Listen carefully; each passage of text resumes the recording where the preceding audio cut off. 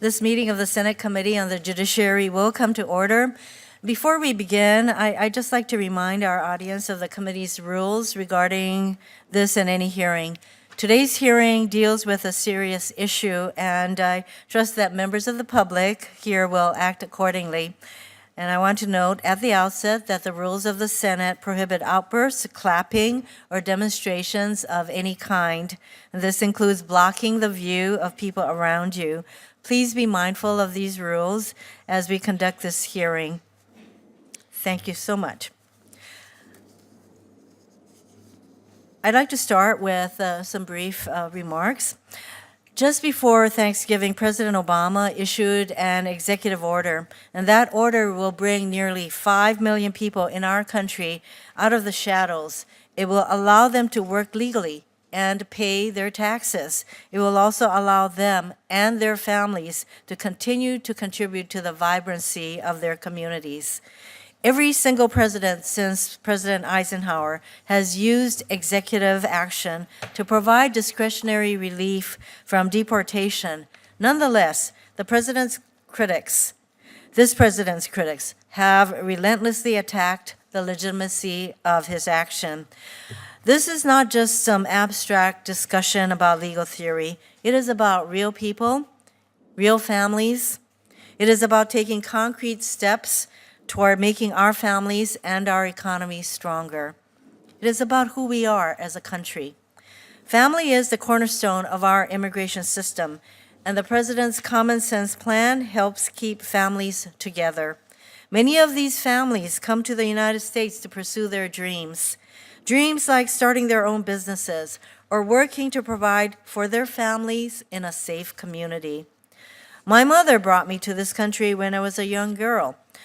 And while we have very little as immigrants, my mom had a dream to provide a better life for herself and her 3 children. My story is like that of so many immigrants and others who come to our country. They have a dream. The president's action now allows millions of hardworking parents and students to keep pursuing their American dream today. Take, for example, a woman named Bianca and her family in Hawaii. After moving to the United States on a visa over a decade ago, Bianca met her husband. They moved to the place they had always dreamed of living, Hawaii, naturally, and began a family. Bianca and her husband's work visas were temporary, and like many immigrant families, they faced the tough decision to remain after their visas expired and continue building their lives here in America. Bianca and her husband started with nothing. Today, they have 2 small businesses on Oahu and 4 American children.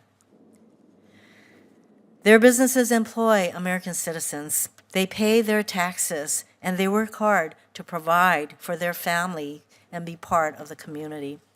The president's order with the new DAPA program will allow for Bianca and her family to no longer live in fear every single day, the fear of being torn from the life that they have built in Hawaii. Bianca and her family are not alone. Around the country, countless students and parents can now have some peace of mind that they can continue working towards their dreams. I'd like to acknowledge the many dreamers and families in attendance today. If you'd like to wave, stand. Don't worry, I won't call you out of order for doing that. Thank you. We're also joined today by American workers who recognize that the president's plan and immigration reform will strengthen our economy. We have heard from mayors from cities ranging from New York to Dayton, Ohio, who believe that the executive action is good for their cities and local economies. We are a nation of immigrants, except for our native peoples, who were here long before the rest of us got here, regardless of education or background or financial means. However, immigrants do best when we have our families around us. I know that from my own experience. And I remember last year when we were dealing with immigration reform in the Senate, I met a young, very highly educated woman who is an immigrant, became a naturalized U.S. citizen, who only wanted to be able to bring her brother to this country. And her brother was the sole surviving member of her family. Both of her parents had passed away. So for immigrants, strong families, and for the rest of us, frankly, equals a strong economy. And that's what the president's action is all about. The president's plan lets us focus our limited resources on the border and on deporting felons, not hardworking families. This action is smart law enforcement. We have heard from police chiefs ranging from Los Angeles to Garden City, Kansas, who support the president's plan and believe that the status quo undermines trust and cooperation between police and the community. But the president's action is only temporary. It does not provide a permanent solution to our broken immigration system, and it does not help all 11 million undocumented people living in the shadows in our country.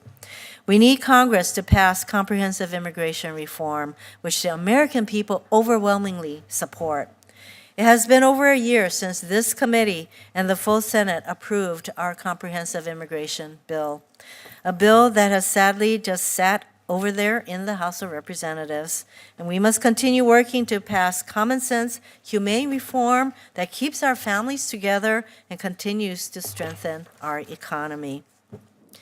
We have heard, as I mentioned, from many people about their support for the president's executive order, and I would like to ask unanimous consent that their statements and letters be entered into the record. So just to mention, we've heard from families who are impacted by this executive action. We've heard from 27 mayors who support this executive action. We have heard from law enforcement across the country. We have heard from faith leaders like the Conference of Catholic Bishops and the Lutherans who support this action. And we've heard from business leaders like Stan Merrick, CEO of Merrick Family of Companies in Houston, Texas, who also supports the president's action.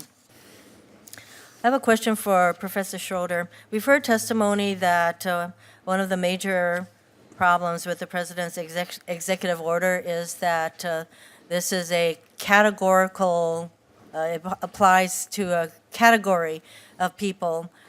Would you agree with that characterization of the executive order, that somehow people who apply for through the executive order do not have to go through a whole range of other questions? So would you consider that a categorical designation of people who will automatically get the status? No, Senator, I wouldn't. The Johnson memorandum is quite clear that every applicant for the program has to be reviewed on a case-by-case basis. It sets up some initial qualifications that make you prima facie eligible for consideration, but then it instructs the line officers and inspection officers to do a case-by-case evaluation of each application. And is that pretty much a process that was followed with the other executive orders in this area by other presidents? Eisenhower, Reagan? Senator, I assume that to be the case. I have not gone back and read the texts of each of those INS or Department of Homeland Security guidance documents, but I believe that the department in this instance was following deferred action practices that have been established over a course of 40 years. Ms. Schuler, we've heard testimony that this is going to result in 5 million people taking away jobs from American citizens. Do you have a response to that? Sure. As I said in my prepared remarks, we believe 8 million out of the 11 are already working in the United States. But I think the larger point is that when we have workers that are working in a shadow economy, that are working for low wages because they're afraid to speak out, they're afraid to make waves, it actually lowers standards and wages for everyone. And so we believe that having workers come out of the shadows and have, a legal way of actually having those protections, we think that's going to benefit all workers. Ms. Silva, I know that you fully recognize that the president's executive order is temporary, and so there are people who may be afraid to come out of the shadows to register, to be identified in that way. What would you say to them?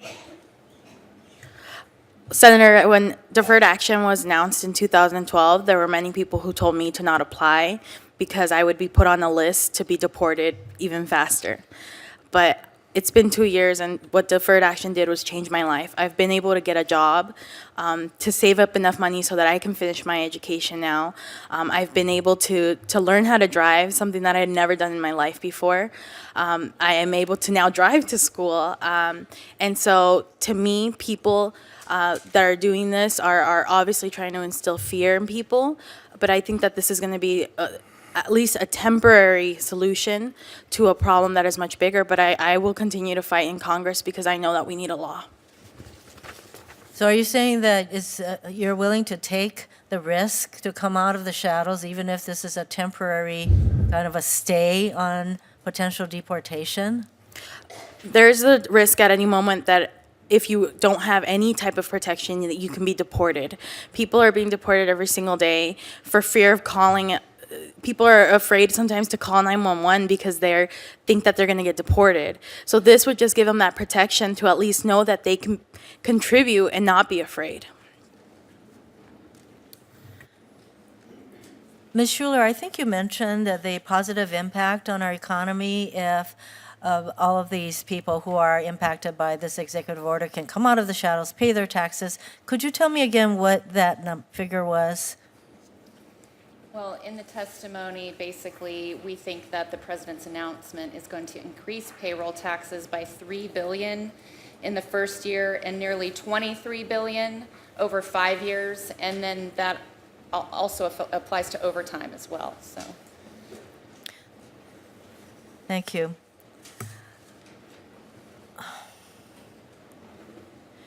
You know, we met with a number of people who wanted to make sure that we focus on family unity as a guiding principle of immigration reform.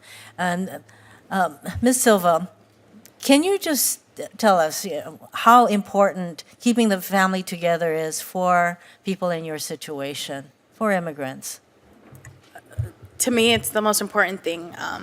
My parents left everything that they knew. They left behind their own parents so that they could give me a better life.